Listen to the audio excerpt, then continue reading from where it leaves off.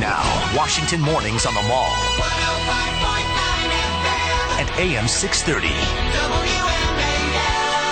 8:07 on WMAL. Good Wednesday morning to you. Half hour from now, D.C. Councilmember Jack Evans will be here. Looking forward to talking to him. Yeah. We'll get into about all kinds of things going on with the city government and speed cameras that you see left and right in the city, and all the investigations that are going on right now with D.C. politicians. Plenty talk about it, and here's a man who has actually stood up and spoken the truth about the speed cameras, and we'll talk to him about that in the next half hour. And Wilson over here has Culture Corner coming your way. Yes, you know, the Culture Corner. It's that place where poetry and news come together to sort of illuminate the big issues of our day, and we'll have a special appearance in this particular Culture Corner by the President of the United States. On the line right now is the former governor of Virginia, former senator of Virginia, and man who wants to be senator again, George Allen, who won the Virginia Republican Senate primary yesterday, won it rather easily. I bet you that was poetry to your ears when you got the word that you won, huh, Governor? Yes, it was poetry to my ears and Susan.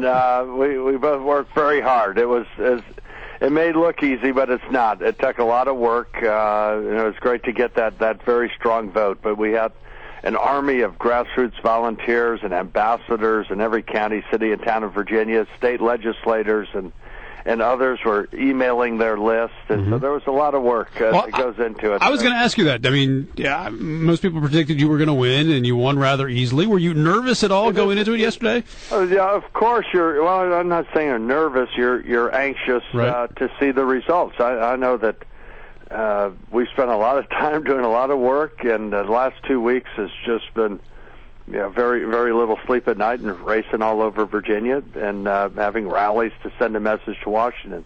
But it may look that way from the outside, but if you're actually a candidate, it's very trying, and a lot of time on the road and a lot of speeches.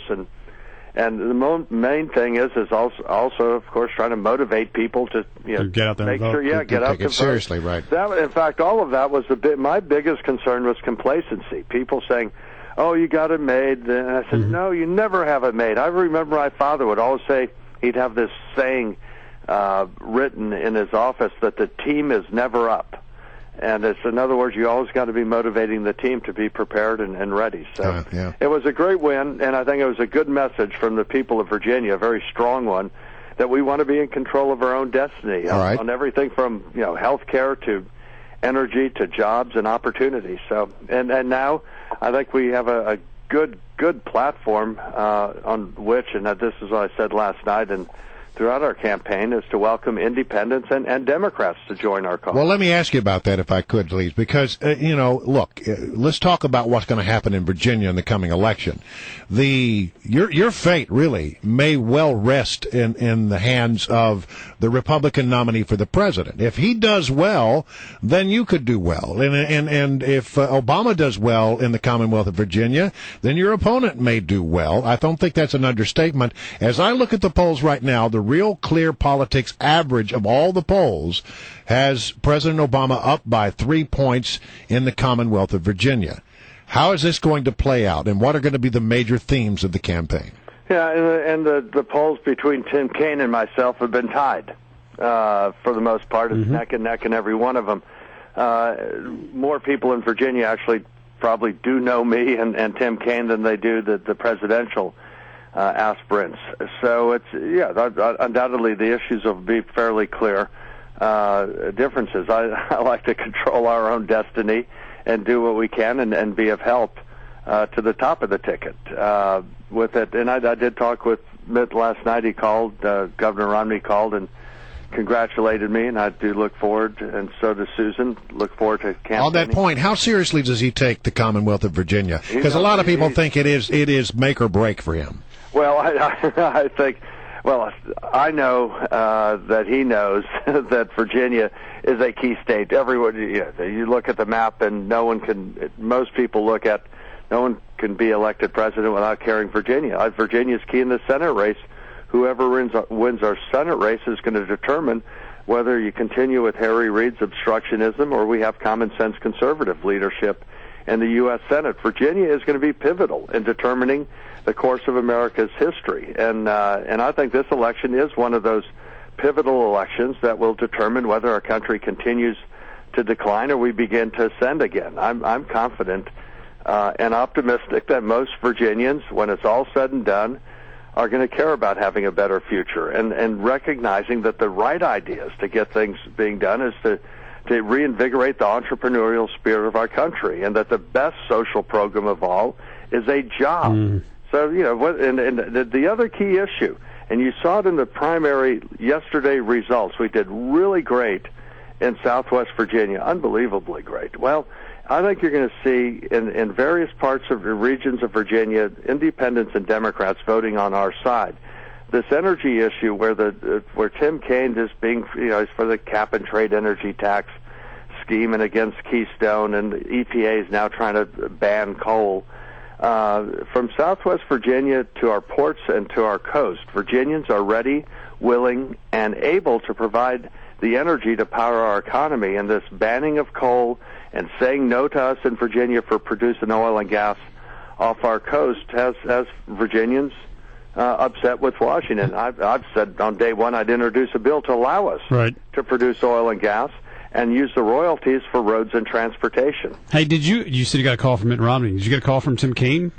No, they're probably cat calls. Do you guys get along? Oh, we get. Do we get along when we're together? Sure, we get along. Well, I was going to ask you because it seems to me Virginia. Everyone says, "Hey, this is a battleground state. It's gone from red to blue. It's purple. It's a very important state." But you look at the governors. I mean, you were a very popular governor. Tim Kaine was a relatively popular governor. Mark Warner was a popular governor. Bob McDonnell's a popular governor. I mean, you've had Democrats and Republicans that have done very well in this state, and they seem to be, for the most part, maybe your campaign last time with the issue of the Washington Post wasn't as civil. But I mean, can you still have a civil dialogue in Virginia? It seems it's maybe a little bit different than other states. Well, I think that the difference is not the personalities. People are not electing somebody for their personality. Personality matters, obviously.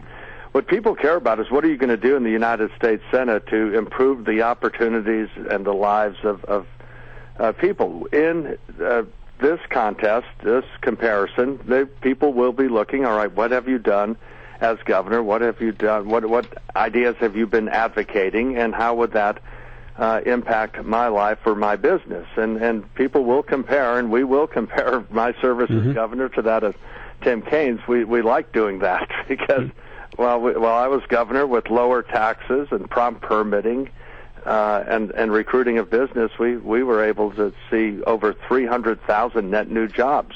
While I was governor, and while Tim Kaine was governor, he's trying to raise taxes. He shut rest areas, and over 100,000 Virginians lost jobs. And so that's the actual utilization or implementation of the policies and philosophy and ideas that each of us are advocating. Well, he put them in while he was governor. That was a result. Over 100,000 Virginians lost jobs. Right. I did, and the same. Right now, I envision, and this is the reason I got off the sidelines and into this fight, is I envision a better future than what we're enduring these days. And Obamacare, which he thinks is a great achievement, I want to repeal it. All right. So, you have those differences, and I think that's good. It'll be competing visions, and I look forward to it. And we can be civil and friendly in the midst of those comparisons. All right. Governor Allen, it's always good to have you on. Thanks very much. We appreciate it, and congratulations on the win yesterday. Thank you, Brian.